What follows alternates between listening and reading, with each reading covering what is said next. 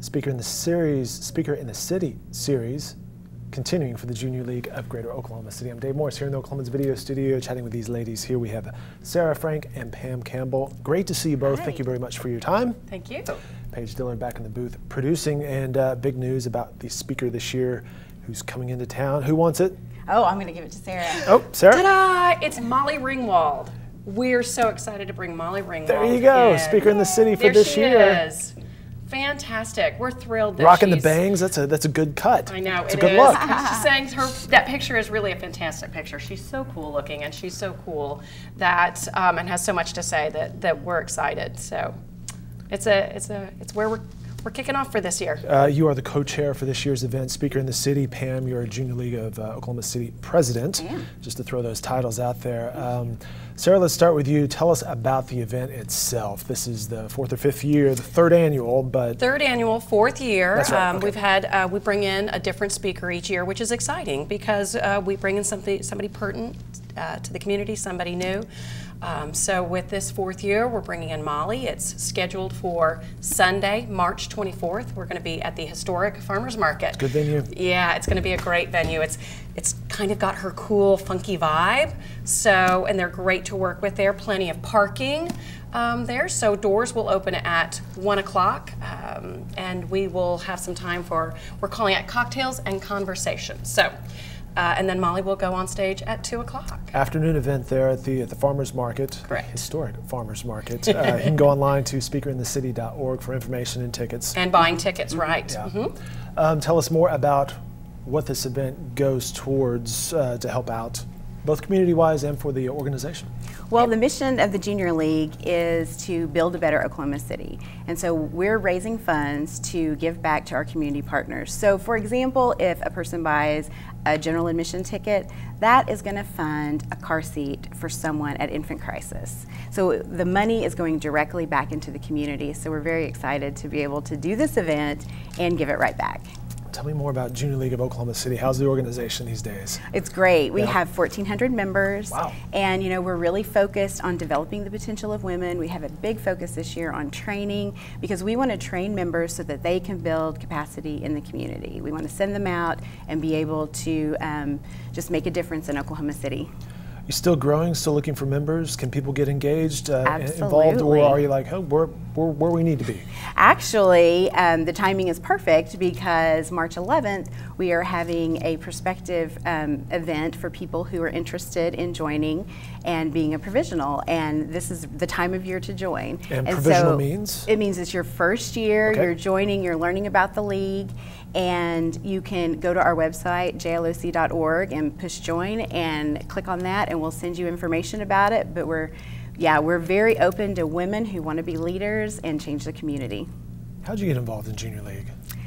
You know, I love Oklahoma City. I've grown up here, and I had someone ask if I would like to join, and it just sounded like a wonderful organization to network with wonderful women and make me a better leader. And it's just, I'm so fortunate to be able to be here.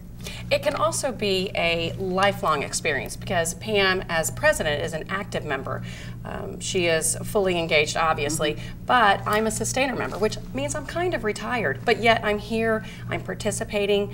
I still have friends within the league. Some of my very best friends are women that I met within the league when we were volunteering side by side at a Leaders Read project where we were reading to young kids in an underserved a daycare environment. So when you do things like that together, you create relationships that can last a lifetime. Yeah, because you're sharing experiences. Yes. Absolutely. What got you involved initially? I had a friend who said, hey, you'd be great in the league. You like to do stuff. I've done things with other volunteer organizations in town, and I said, that sounds like a good outlet for me. I had young kids. I had stopped working full time.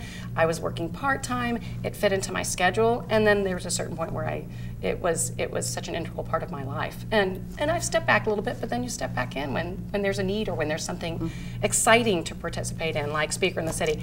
And these actives, these women who are really involved right now are dynamos. I mean, I feel like this old retired lady, and these women are all just on target, on point, excited, and fully engaged in participating in giving back to the community through the Junior League.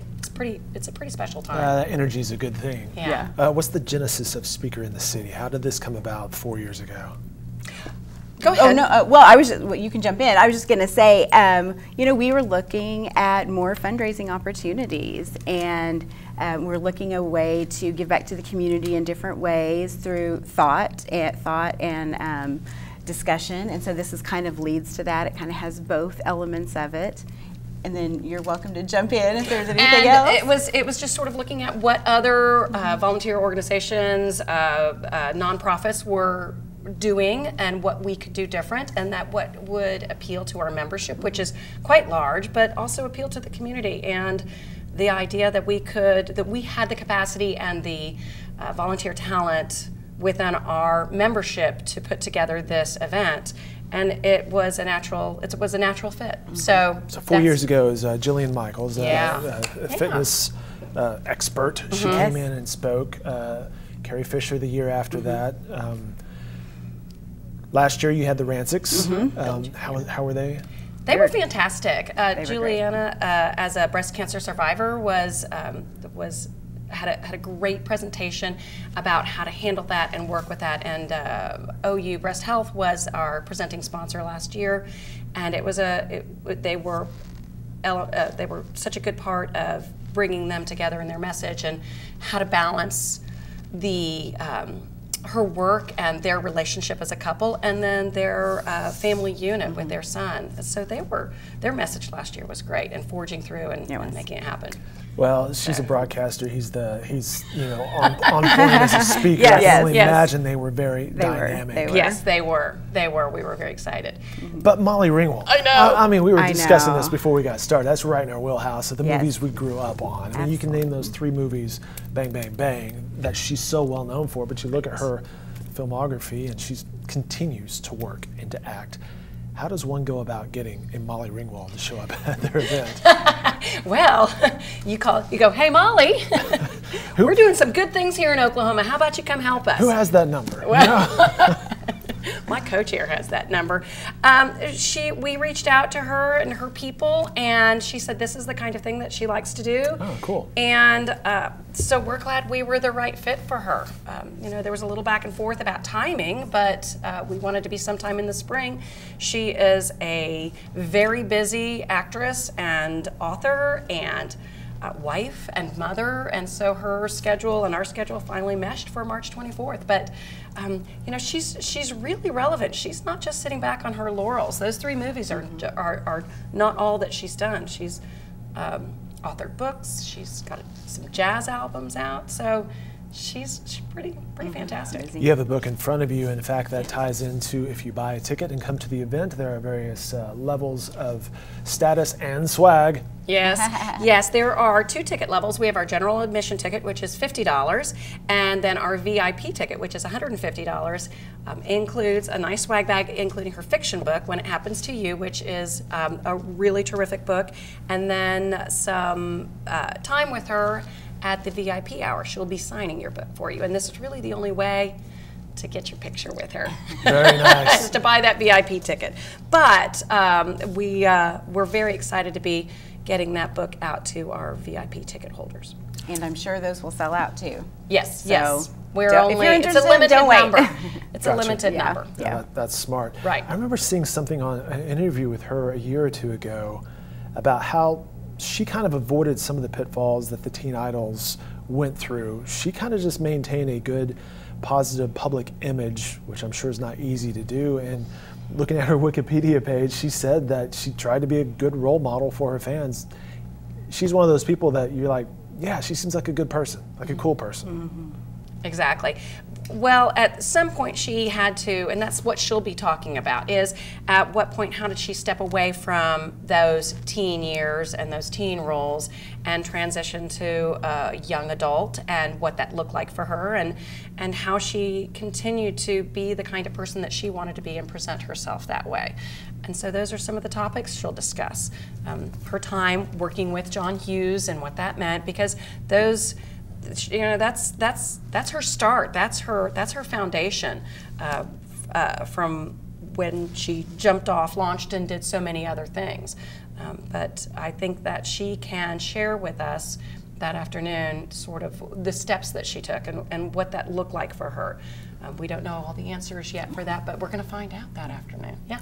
Smart person speaking to an organization of smart people. Well, that's what we have for. Again, more information can be found on 2 different websites I'll mention here, speakerinthecity.org for specifics on that event, and then if you want to learn more about the Junior League of Oklahoma City, jloc.org for that. One last thing, Sarah, you mentioned co-chair. The other co-chair person, we should probably mention. Her name is Angie Huffaker. She's fantastic. Okay. She's our active, and she is one of those women that I met when I stepped back into this role as a sustainer that just is a pistol. She is smart, she is bright, she is competent, and she is, I'm excited to be her co-chair, so she's involved too. You know, it's busy women that get things done, and Junior League of Oklahoma City members are busy women who are making things happen.